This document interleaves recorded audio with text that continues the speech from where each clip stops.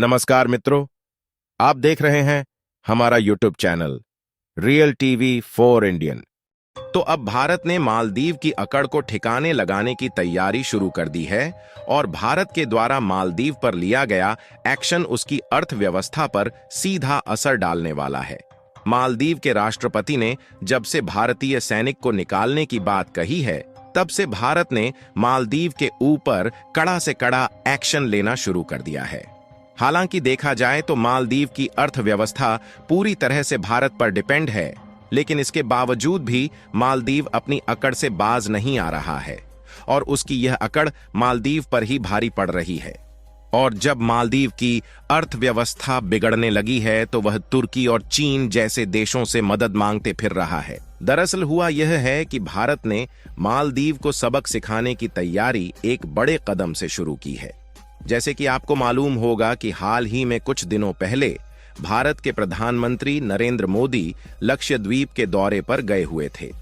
प्रधानमंत्री नरेंद्र मोदी लक्षद्वीप के दौरे पर एक टूरिज्म के रूप में गए थे, जहां पर उन्होंने समुद्र के किनारों का मनमोहक आनंद लेते हुए वहां के नए नए लोगों से मिलते हैं। और भारत का यही कदम मालदीव की अर्थव्यवस्था पर भारी पड़ रहा है और मालदीव चीन और तुर्की जैसे देशों से मदद मांग रहा है। आपको बता दें कि मालदीव की जो ज्यादातर अर्थव्यवस्था है वह केवल टूरिज्म सेक्टर से ही बनी हुई है, और वह भी केवल भारत के बलबूते, क्योंकि भारत के ज्यादातर लोग मालदीव में छुट्टियां बिताने जाते हैं, जिससे मालदीव को काफी बड़ा फायदा होता है। यही नहीं, इसके अलावा भी भारत के समुद्री रास्ते से मालदीव जाने वाले कार्गो शिप ने अपने रास्ते को बदलना शुरू कर दिया है। पूरी खबर क्या है इस वीडियो में समझते हैं। आगे बढ़ने से पहले भारत जिस तरह से मालदीव को सबक सिखा रहा है, उसके लिए इस वीडियो को एक लाइक और चैनल को सब्सक्राइब जरूर कीजिए।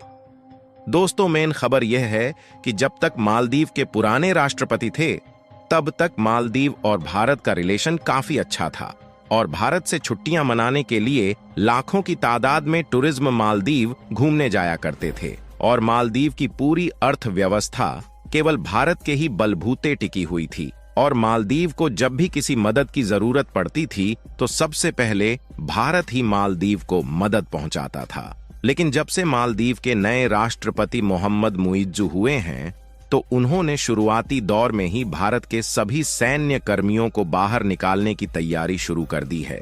वैसे देखा जाए तो इस सैनिकों की संख्या बहुत ज्यादा नहीं है, केवल 77 ही ऐसे सैनिक हैं जो मालदीव में सैन्य कर्मी के रूप में अपनी सेवा देते हैं। लेकिन मालदीव को यही 77 सैनिक भारी पड़ रहे हैं और उन्होंने इनको निकालने की तैयारी शुरू कर दी है। फिर भी मालदीव का यही कदम उस पर कितना भारी पड़ सकता है, मालदीव को इसका तनिक भी अंदाजा नहीं था।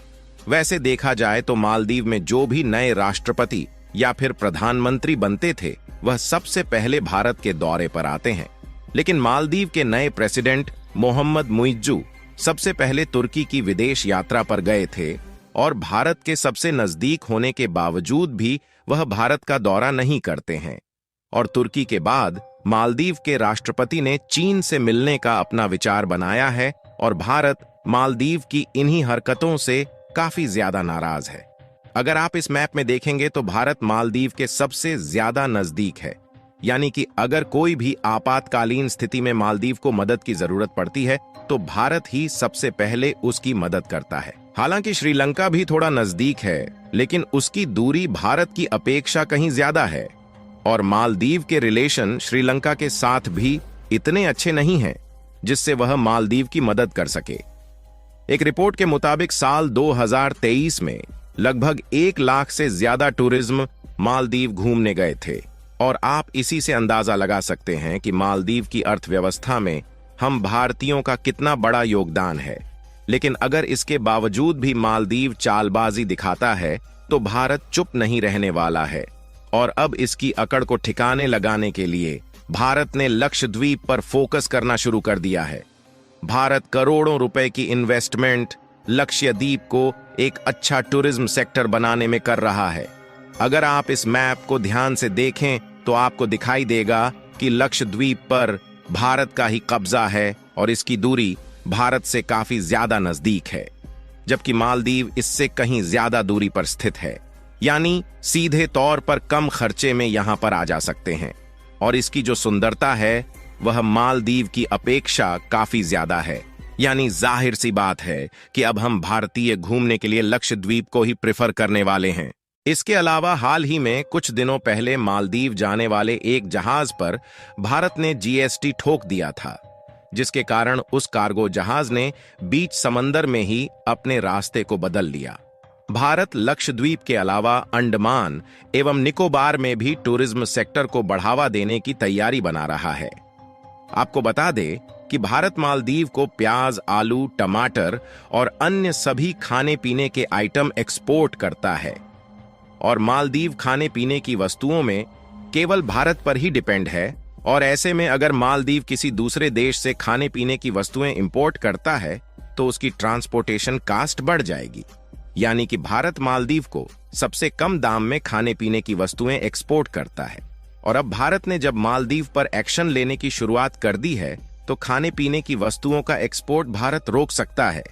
अगर मालदीव तुर्की से भी खाने पीने की वस्तु इंपोर्ट करने के बारे में सोचता है तो सबसे पहले नुकसान यह है कि ट्रांसपोर्टेशन कॉस्ट बढ़ जाएगी। यहां तक कि भारत तुर्की को भी खाने पीने की वस्तुएं समेत ऑटोमोबाइल कंपोनेंट एक्सपोर्ट करता है और ऐसी स्थिति में भारत यह एक्सपोर्ट रोक भी सकता है, क्योंकि भारत को मिडिल ईस्ट समेत लगभग सभी अरब देशों का फ्री मार्केट एक्सेस मिला हुआ है, जहां पर भारत अपने प्रोडक्ट को ड्यूटी फ्री इंपोर्ट और एक्सपोर्ट कर सकता है।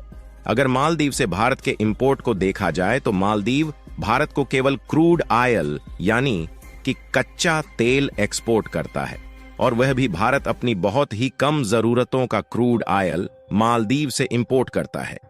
और ऐसा इसलिए क्योंकि भारत को रसिया समेत कई सारे अरब देश ऑलरेडी सस्ते दामों में क्रूड ऑयल बेच रहे हैं और वैसे भी अब क्रूड ऑयल की जरूरत धीरे धीरे खत्म होती चली जा रही है और इसकी जरूरत केवल इंडस्ट्री और फैक्ट्रीज में ही रह जाने वाली, क्योंकि भारत समेत सभी देश रिन्यूएबल एनर्जी पर काम करना शुरू कर चुके हैं और इसमें भारत की रिलायंस, अदानी ग्रुप और JSW जैसी बड़ी बड़ी कंपनियां ऑलरेडी पार्टिसिपेट कर चुकी हैं।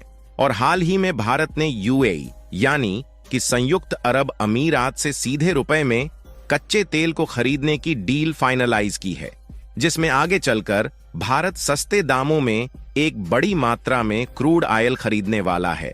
इसके अलावा भारत खुद अब सेल्फ डिपेंड होना चाहता है और अंडमान निकोबार में रुके हुए तेल कुएं के प्रोजेक्ट पर फिर से काम स्टार्ट कर दिया है। जानकारों का मानना है कि यहां पर लगभग 17 मिलियन टन क्रूड ऑयल का भंडार मौजूद है, जिसमें ONGC, ऑयल इंडिया जैसी बड़ी बड़ी कंपनी ऑलरेडी ज्वाइंट वेंचर में काम करना शुरू कर चुकी है। एक तो पहले से ही मालदीव की अर्थव्यवस्था ठीक नहीं थी और इन्हीं सबके कारण और ज्यादा उसकी अर्थव्यवस्था बिगड़ने वाली है। यानी कि 2024 के शुरुआती दौर में ही मालदीव चीन और तुर्की जैसे देशों से भीख मांगता दिखेगा। और सबसे बड़ी बात यह है कि जब से भारत के प्रधानमंत्री ने लक्षद्वीप का दौरा किया है, तब से भारत के अलावा भी कई देशों में इसकी चर्चाएं चल रही हैं। बाकी आपको क्या लगता है, भारत यह कदम उठाकर सही कर रहा है या नहीं? अपनी राय कमेंट में जरूर बताएं और भारत की इस शानदार कदम के लिए वीडियो को एक लाइक जरूर करें। दोस्तों, वीडियो इधर खत्म होता है। अगर वीडियो पसंद आए तो लाइक, चैनल को सब्सक्राइब जरूर करें। तो फिर मिलेंगे नेक्स्ट वीडियो में। जब तक आप अपना ख्याल रखिए। धन्यवाद।